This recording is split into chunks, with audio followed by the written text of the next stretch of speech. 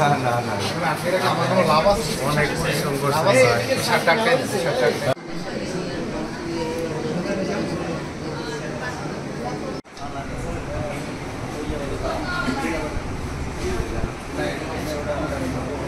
খবর পাই যে পায়রাগঞ্জে দুটি গাড়ি সহ একজন লোককে বেঁধে রেখে দিয়েছে গাড়ির ভিতরে।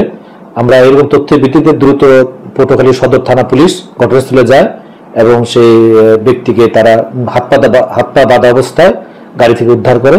তো অতঃপর আমরা তারা জানতে পারি সে নিতাইগঞ্জ নারায়ণগঞ্জ থেকে সে অপহরণ হয়েছে বলে সে জানায় এবং তাকে এখানে তারা হাত পা বেঁধে রেখে চলে গেছে। যেহেতু ঘটনাস্থল নারায়ণগঞ্জ, ঘটনা প্রকৃত কারণ এবং বিষয়ে আমরা পুরোপুরি ওয়াকিবহাল নয়। এই বিষয়টা তাকে উদ্ধার করার সাথে সাথে নারায়ণগঞ্জ থানা এবং নারায়ণগঞ্জ জেলা পুলিশকে অবহিত করা হয়েছে।